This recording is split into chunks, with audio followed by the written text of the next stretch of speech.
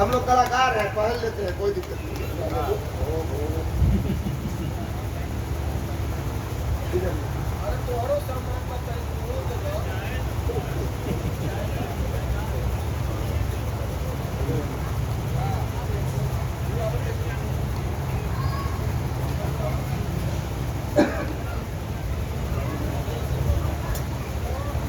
आज के मंच की कंपटीशन की कलाकार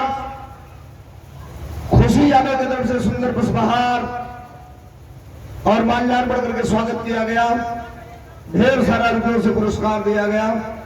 ईश्वर कार्य क्षेत्र में दिन दुना रात चौगुना प्रगति के पथ पर अग्रसर करें। बहुत धन्यवाद, बहुत नमस्कार, आप सबको नमस्ते प्रणाम। आई एक छोटा सा प्रसंग है जो आप लोग बैठे हैं, सुनिएगा। एक छोट का बिरहावा कैसे मास्टर।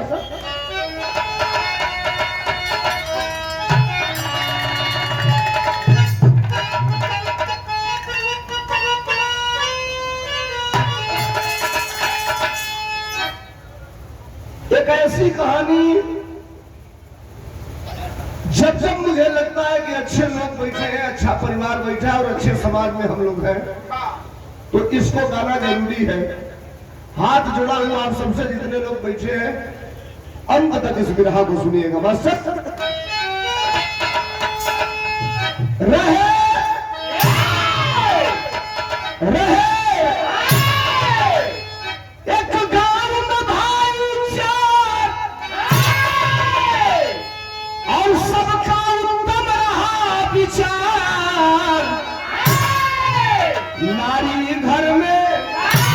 नारी घर में आई बदला संस्कार।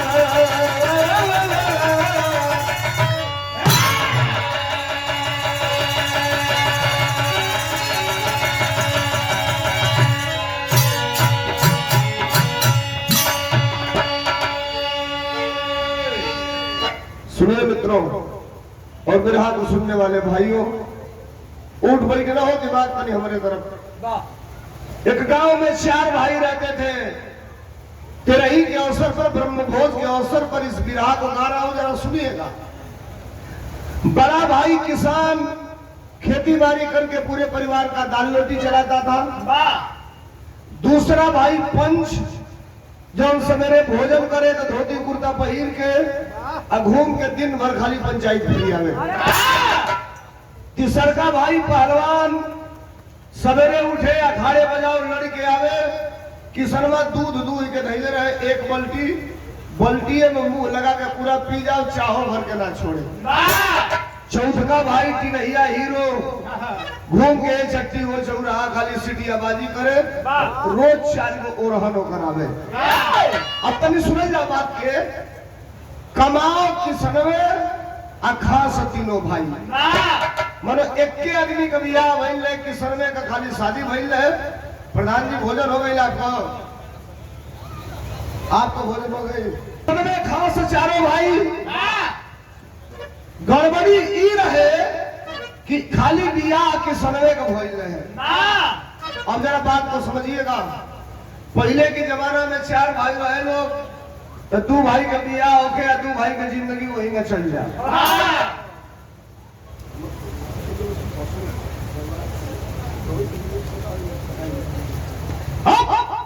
धीरे धीरे समय बीतल, रोज कई कंडीशन बा कि किसनवा खेती बाड़ी करके पूरा परिवार का जीविका चलावे। लेकिन ए भैया हर सलिए 2 बीघा 4 बीघा 1 एकड़ खरीदा सा गंगा जी ने बढ़िया सा रोज पटीदार देख के जोरे लगला सब। पटीदारी बड़ा बहुत चीज होला। अगर पटीदार के घर पर दुआरी पर बल्ब जरता तो बगल वाला पटीदार ना सोची कि 100 वाट का जरावत रहा तो हम अपने के 200 वाट का जराएंगे। वही सोची कि कब हटी हो कि ढेला उठाई मारा बल्ब में फूट जाए, न रोही है न जोरी। अब पटीदार देख के जोरे लगने से कहो से यार कमाला एक को खाना सो 4 हो। आज में कपो 4 भाई में तू मैं भइल ना। नौजवानों सुनना आप लोग भी, जुगाड़ लगाने से कहने से कोनो आए करे घर के फोरा लगा मिलगा कराओ ना, तो देखो तो नहीं दिखाओ घर में सबसे आगे हो जाएंगे सब। तो एगो गांव, अपनी गांव में एगो मेहरारू तो ठीक ही होगा सब। एक खुशी हर गांव में 2-4 गो ऐसा मेहरारू मिल रही है सब कि 5 दिन तुम्हारे घरे जाके बैठ गया सब तो छठवा दिन कतल मर्डर हो जाएगी, अलगा मिलगी किनारा लग जाएगी। एगो मेहरारू के सिटियोला सा कि कौनो गाँव करी घर में जाके अलगा बिलगा कराओ। तो एक दिन के बाद मेहरुआ आई किसनवा के यहाँ, आ किसनवा के मेहरारू से अकेले रहे तो कहलस की बताओ अकेले तुहार मरद कमाला आई 3 गो बैठ के खाना सा कौन गारंटी बा कि तोहर लोग बूढ़ हो जाइबो तो ई तीनों तोहर लोग के कमा के खियाइयो सा। तो ई कहलस एकर मतलब आ तो मतलब ही बा कि अबे नियर बा अलगा हो जालो। एक हफ्ता जब घरे केहू ना रहे तो रोज आवे और के ये बतियावे, इतना हवा भर देलस एक हफ्ता में कि किसनवा का मेहरारू जगह गाय बाछी गरम होके डेकरेली सब वहीं डेकरल चालू कर दिया। कलश के क्या में घर में अलगा होई अब एक में ना रहल जाई। किसनवा चैत का महीना बा गेहूं काट के आई राती को सुतल लिहलस मेहरारू एक पसर हिमगंगे का तेल और वही उजड़े चमन पर 2 बेर ध के जब ठोकलस ठंडई करेजा में गई आ एक पसर लेके जब एड़ी में रगड़लस एहर का ठंडई जब करेजा में आई दोनों रिएक्शन कैलस विराह का तर्ज बदल गई। कौन तर्ज हमार सर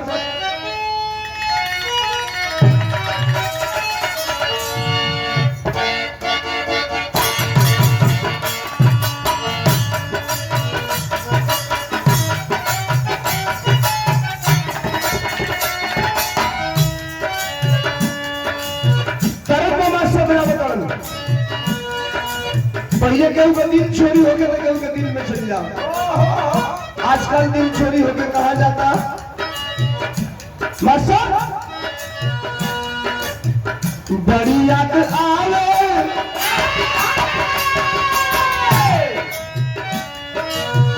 बड़ी याद आवे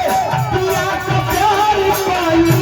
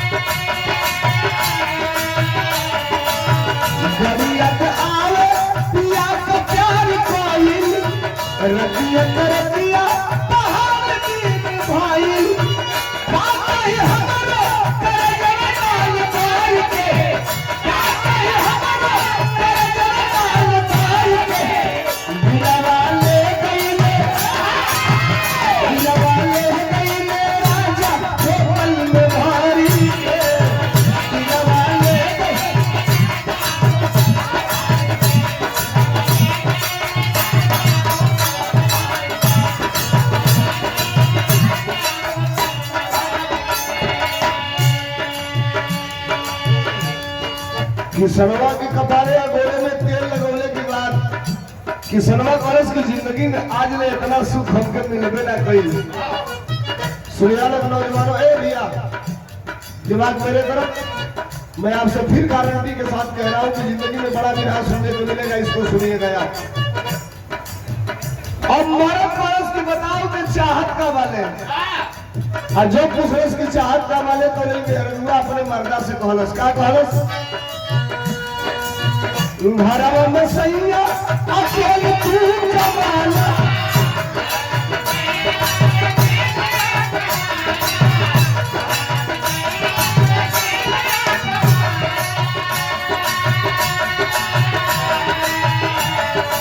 अरे पूरा परिवार बैठल बैठल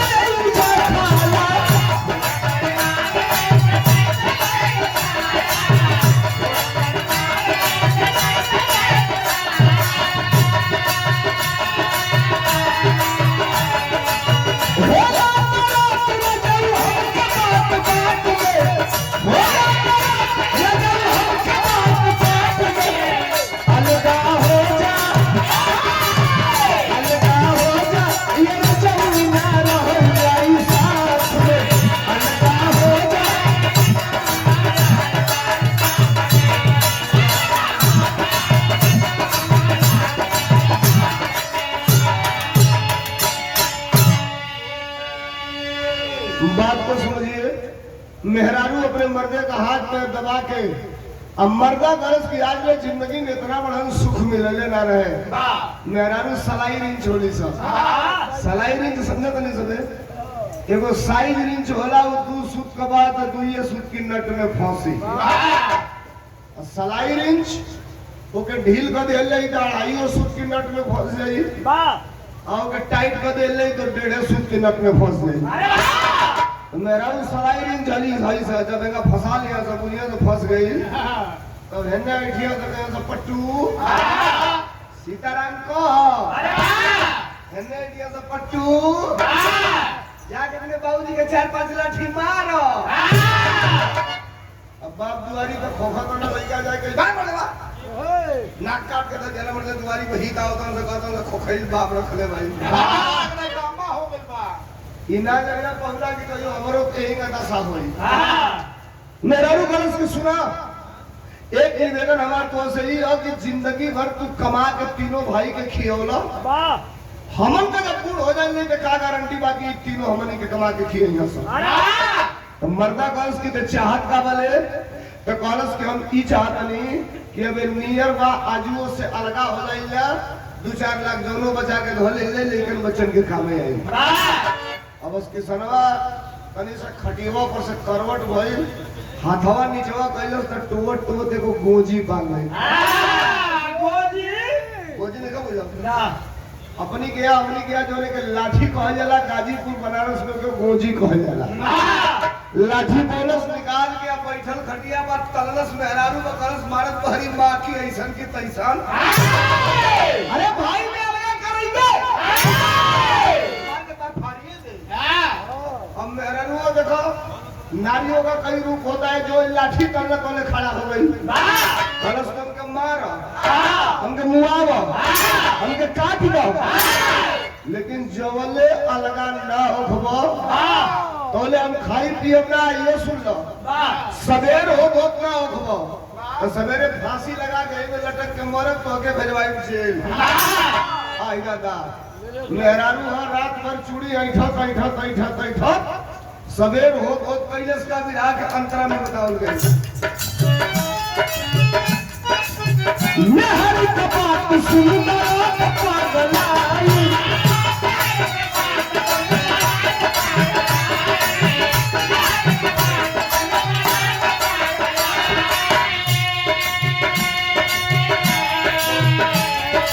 अरे हो सवेरे घर में अलगा हो जाई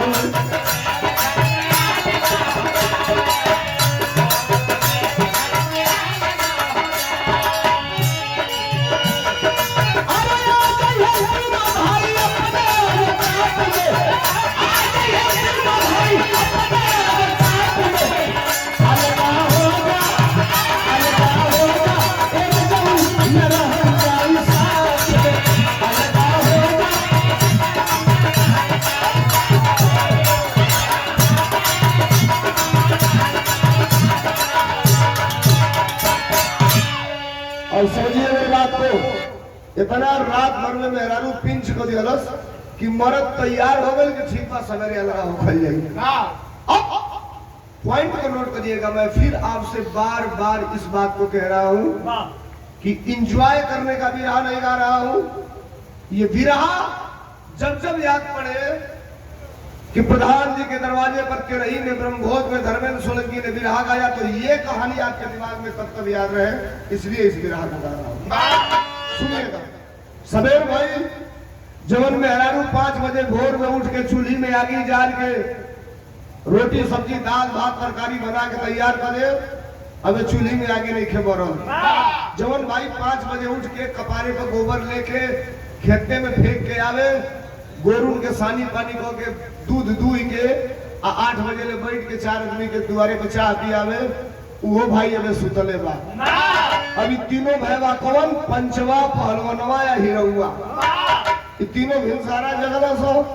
7 बज गई 8 बज गई sir sir sir oh my god please do not तो भाई उठला से देखला से चूल्ही में आगे बनल बा ना भैया जागल हो वाह अरे भाई 5 बजे जाग जाला बोले जगला काहे ना तबीयत तो नहीं खे खराब बस जाके भैया का चदरवा खींचना सो आ खींच के हेगा हिलौला से गोड़वा कहला से भाई हो ए भाई अब किसनवा हौहा के उठल आंख लाल लाल कइले पंचवा कलश कहो भैया लगातार राती के तक चुराइन पकड़ लेले भैया आंख तार चढ़ गेल बा मुंह फूल गइल बा तोर लिपस्टिक वाली रोल है चुराइन की बिना लिपस्टिक वाली है लिपस्टिक वाली रोल है अच्छा चुराइन में लिपस्टिक निकाल रहा है किसनवा कलश हम कहने चुराइन पकड़ लेबा ना भूत पकड़ लेबा ये तीनों भागा कलश भौजी भाई चूल्ही में आगे नहीं खी मरले किसनवा कलश से घर की चूल्ही में आगे बढ़ाई कब जब ये घर में अलगा बंटवारा हो जाई तब जानते इस विधा को मैं क्यों गा रहा हूँ 98% कि भाई अलगा होके के काहे कहता हाथ जोड़ना से कोनो गलती हो गई तो क्षमा करो कलश कोनो गलती नहीं के ये घर में भोजन बनी कब कि जब चूल का बंटवारा हो जाए तो तीनों महीने से किनारे जाके आपस में बतियाओ तो भी रहा के तर्ज बदल गई कौन तर्ज हमारे से और बात का मतलब निकल जाए भैया अगर आप बैठे हैं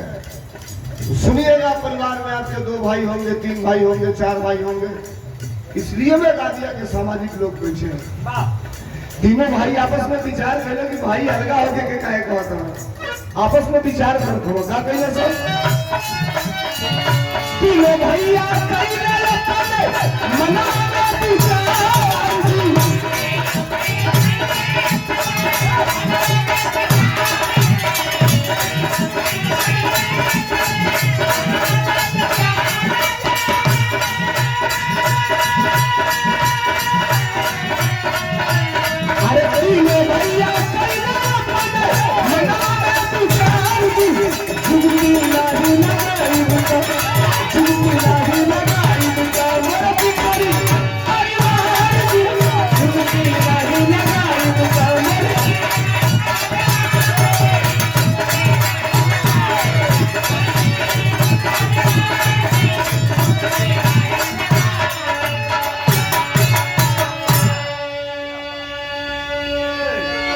तीनों भाई आपस में किनारे जाकर के बात कर रहे हैं कि आखिर किसी ने कुछ कहा तो नहीं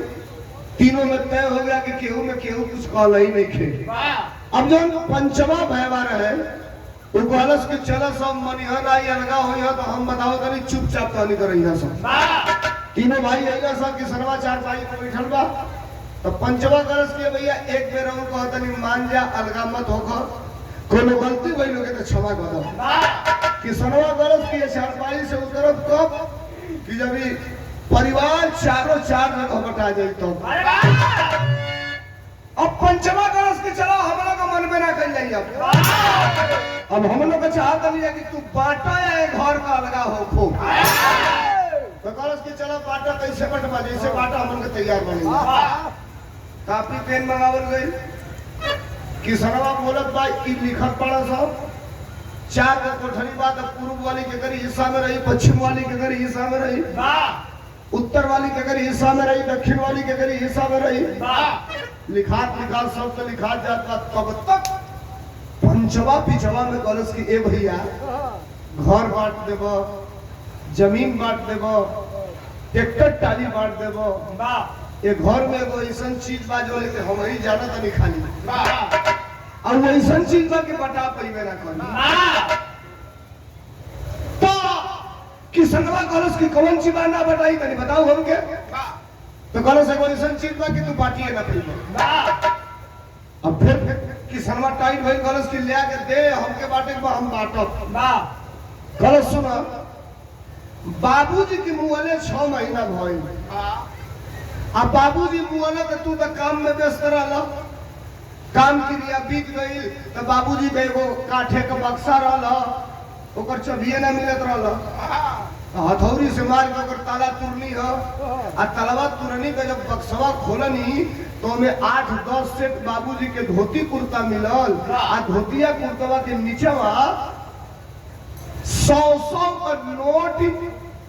13,000 रुपया नगदी बाबूजी धैले रहे तने सुनी हालत में राह सुने वाले फिर कहत रही कि 20 लाख का ऑर्केस्ट्रा बुला ले वो हई ना मिली जो घर में बहवा कॉलेज किए भैया सब बांट देता ना। बड़े जी आप भी सुनिएगा, इस घर में एक ऐसा चीज है जो बांट नहीं पाएंगे। तो किसनवा कॉलेज का तो कॉलेज बाबूजी मर गए तो उनका बक्सवा खोलनी तो 13,000 रुपया मिलल बस 100 टकिया। तो किसनवा कॉलेज जाओ वो के 4 जगह बांट दे। कॉलेज की यही से कहता नहीं कि तू ना बांट पाइबो, तू झूठे बतियावत हो। कॉलेज कैसे ना बता पाई तो कॉलेज 3-3 हजार 4 जगह बटवा तो हो जाई 12,000 बच जाई 1,000। 1,000 के 4 जगह बांटे खातिर 2 गो 100 टकिया के फुट करा के 4 गो 50 टकिया करावे के पड़ी तो जाके 250-250 4 जगह बटाई। हम चाहते कि बाबूजी का नोटिया फुट करावे के न पड़े, बिना फुट करावले बराबर बाजार में सबके बटा जाता। लो अब किसनवा कॉलेज की तुम लोग चुतिया बना रहे हो उनको। ये भरमो ने हम भरम जाई घरे आज ये घर बटाई बिना बटाइले हम ऊपर से उठम ना। तब पंचवा हाथ जोड़लस कॉलेज के देखो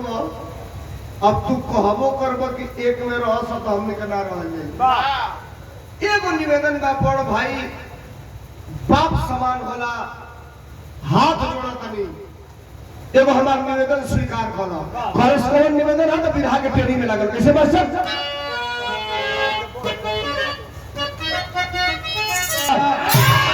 अरे बाबू धई के गईला 13,000 रुपया।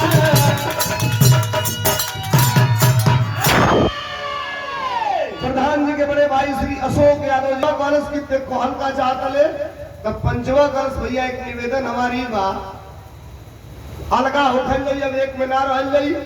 अंतिम हमार निहोरा बाप समान हवा करिए के स्वीकार करो। तो किसनवा कॉलेज बोल तो कॉलेज देखो हम ही चाहता नहीं कि हमन के चारों भाई चल जा कमाए आ कमा के 3,000 रुपया लेके आवल जा 13,000 ही आ 3,000 में मिला दे तो हो जाए 16,000। आज जब 16,000 हो जाए तो 4-4,000 चारों जगह बटा जाए। हमारी मनसा बड़ी अच्छी बात है। प्रधान जी आप भी बैठ गए और कार्यक्रम कराने वाला बड़ा कम टाइम में उछल करस करे तो आने का रुपया कमाई बस भाई पंचवा सारे 1.5 किलो सवेरे खा लाया खा के दिन भर पंचायत कर देना आज ले कुर के कमा के नहीं ले हो पारवरवा कर तकलस करस घास हम काटिला बरसीन हम काटिला गाय हम दुहिला शिकार पर टांग देला दुही के आते आवे ले अखाड़ा पर से बस एक बाल्टी लगा के मुंह पी जाले हो सोचे ले कि चाह भर के पाभर आधा किलो छोड़ल जाओ। ये रहुआ कर करस आज ले कर के कमैले वाला तीनों कहरा से कि सुना कुछ नहीं किया कहले केहू तो गोबर फेंक ले जाई केहू को रुपया कर ले जाई केहू को कटिया कर ले जाई लेकिन कमा के जरूर आवल जाई। अब किसनवा उठाल अपनी मेहरारू से कहलस देखियो हो घर समारा हमने के जात नहीं रुपया कमाए 3,000 और लगाता ही हो रुपया हम ही के कमाए के पड़ी चल दिए सब गुस्सा में चारों चलते हैं जज्बात में कभी कभी आदमी गलत कर लेता है। 10 बजे ने 10 बरस भैया नहीं खे चारों चल से कमाए आकर सुनिए लोगे भैया जात जेठ का महीना मई का महीना 48 डिग्री टेम्परेचर जितने तेज प्यास लागल उतने तेज भूख लागल और लगे कुछ भैया नहीं खे खैले है नहीं बस अब चलत जा करने से पहले देखना से एगो किसान अपने खेते में पानी चलावत रहे। अब में डिलीवरी पाइप से पानी चलता पहले नारी में पानी चले अब पनिया चलत चलत नरिया साफ हो जाओ तब पनिया एकदम फ्रेश होने लगे तब पानी का वो किसान चलावत रहे लेकिन एक जगह होकर नरिया फूट गई है पनिया दूसरे के खेते में बोल के जात रहे। बस किसनवा का कहे उसके धोती खुटी औरत अब वही नारी में लात डाल के मटिया काट के मेड़वा बांध दिया बस आ इतने में वो किसनवा आ गई जवन पनिया चलावत रहे तो कहलस के भैया बड़ा बढ़िया कैला हमार 2 घंटा का पानी बचा दिया कहाँ घर हो कहाँ जाता लो तो किसनवा कहलस हमने का फलाना जगह घर हो चारों जानी भाई 1,000 रुपया कमाए जाता नहीं जा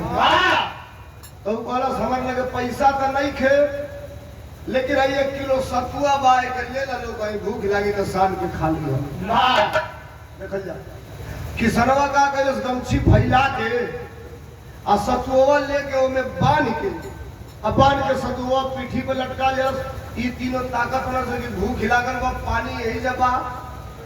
ई कोई कहीं गमछिए में सरा जाए सतुआ कम से कम खा के पानी पी के चलती जाते है ऐसे। और काहे के खाए के देव सतुआ गठिया के गमछी में आ पीठी पर लटका के पता चला सब ठक चलाता है। पता चला सब बुद्धि एक बुद्धि लगौली तो सतुआ 1 किलो कमा लेली। तू 3,500 कमाए चलते लो तो रुपया कमा पाई बोलो। देखला सब बुद्धि पेट ऐठता ओहू के भूख लागल बा, लेकिन वो नहीं खे खात मरे के लाल लाल। आई हो तीनों भाई साथे साथे चल गए से रुपया कमाए आगे बढ़लन। आ जो ही आगे बढ़लन तो ले भइल का बिरहा में तरज बदल गई। कौन तरज हमेशा बिरहा की मेन पॉइंट पर आइए। चारों भाई चलन हवो से रुपया कमाए, किसनवा 1 किलो सतुआ लेके फाटा था कि हम 1 किलो सतुआ कमा ले। आगे बढ़ना अंजाम का निकलो मास्टर। अरे चलो चारों भाई रुपया तब समैया तब समैया अगवा हो हल्ला रंगिया तब समैया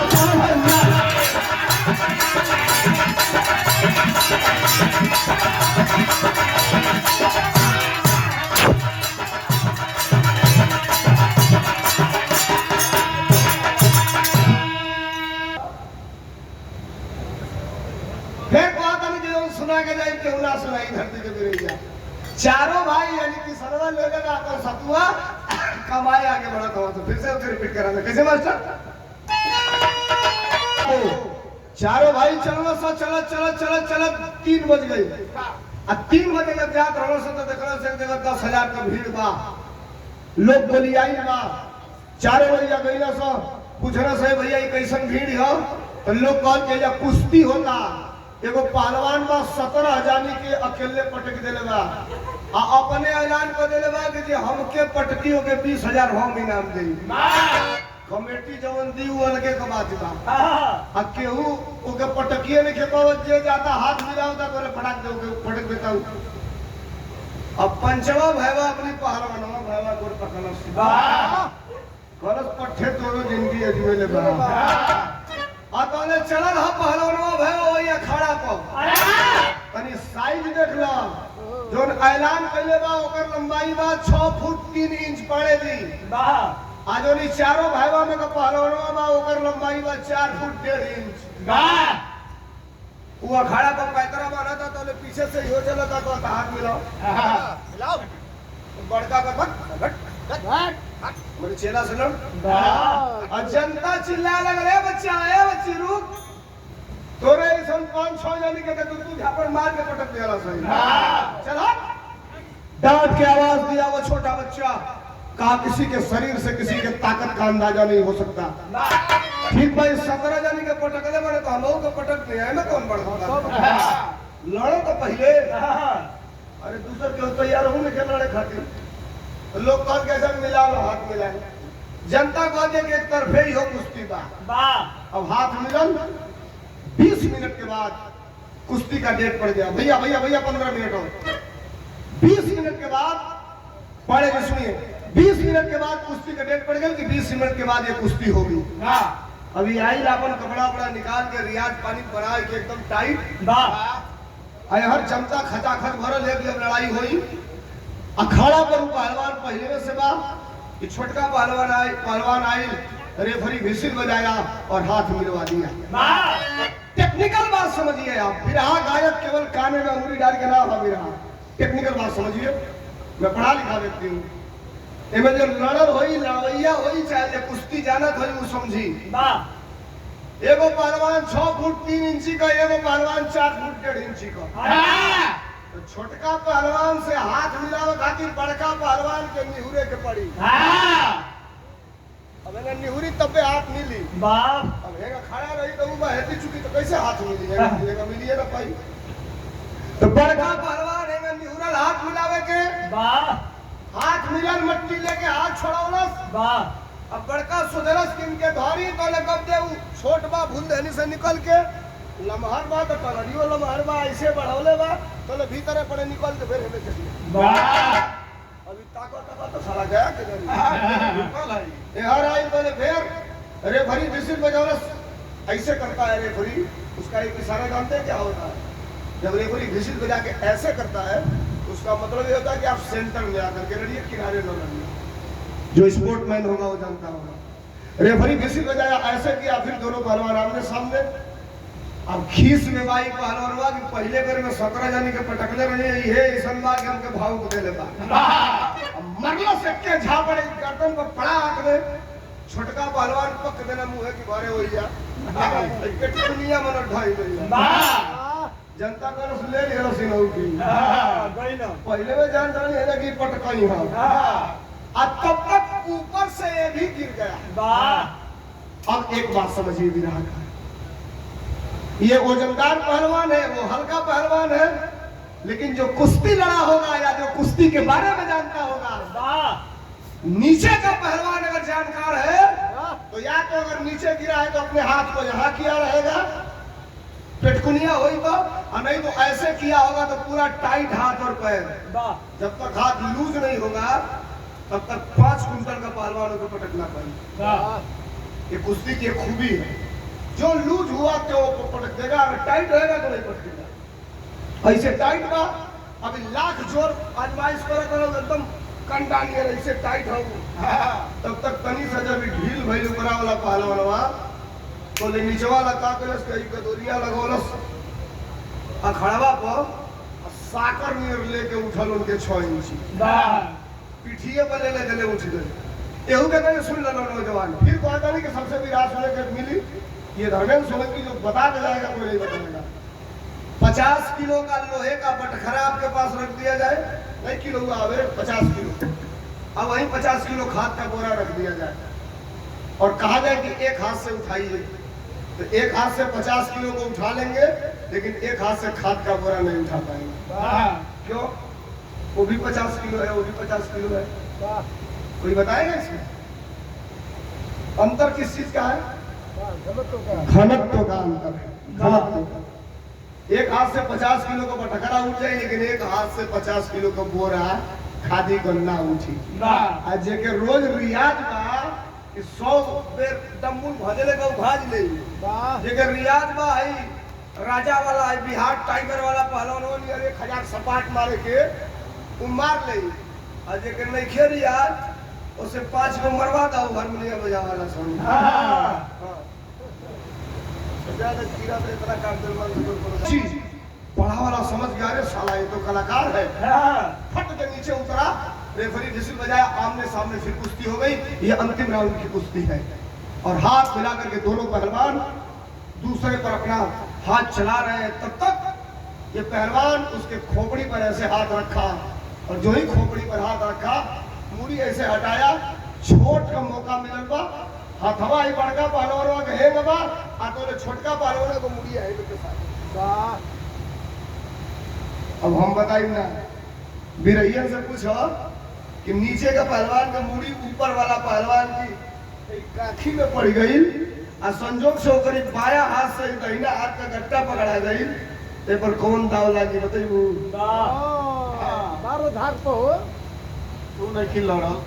तब तू का बताइए तू लड़ा खेला नहीं रे भी तू का बताइए वाह पहलवान तू में रहेगा 39 हालांकि भारी वजन है हल्का रहता तो नचा के फेंक देता लेकिन तू में रहेगा 39 ये भी प्रयास किया कि मैं बच जाऊं लेकिन लेने देने में जब पिछले पड़े गिर गई आधा पीठ लागल हो लेकिन कब वो जनता खड़ा अलग कर समझ के मान जाने कि कुल ही लाग गई किसान 17 जाने के पटकले वाला आखी के लगते ना रहले वाह खड़ा होकर जनता ताली बजावलो तड़तड़ तड़तड़ कुश्ती फाइनल अरे भरियो बजा दे मिसिल की फाइनल अब तो नहीं सुनवा लो 20,000 इनका इनाम दिहलस 30,000 कमेटी धैले रहे उ दिहलस 50,000 अब पहलवान जब कुश्ती जीत जाला तो गमछी लेके पब्लिक में घूमे रहेगा तो 10 20 100 50 दे के 50,000 जनता दे दिलस हो गई 1 लाख कमाया लड़ो से 3,000 समझिए वो बात क्या पे कमाए जाओ 3,000 रुपया हो गए 1 लाख किसनवा कहता रे सारे हम का 1 किलो सतुए में टक दे तो मतलब 1 लाख खर्च देना देखा तो नहीं अब लेके सतुआ इतरना रहना जो 1 किलो कमा लेने हम तो ले बरस 1 लाख देने आ गए चलो वाह अब पंचवा है तो बरस के भाई सुनो अबे घरे ना चल जाएंगे अब जो ने चारों जानी ना कमा ले तो ले घरे ना चल जाएंगे अब वही देखो सांझ हो गई चारों भाई फिर वही से चल दिया सब चलने से अंजाम का निकल मास्टर अरे कुश्ती प्रधान जी सुनिए बड़ी अच्छी बात है अरे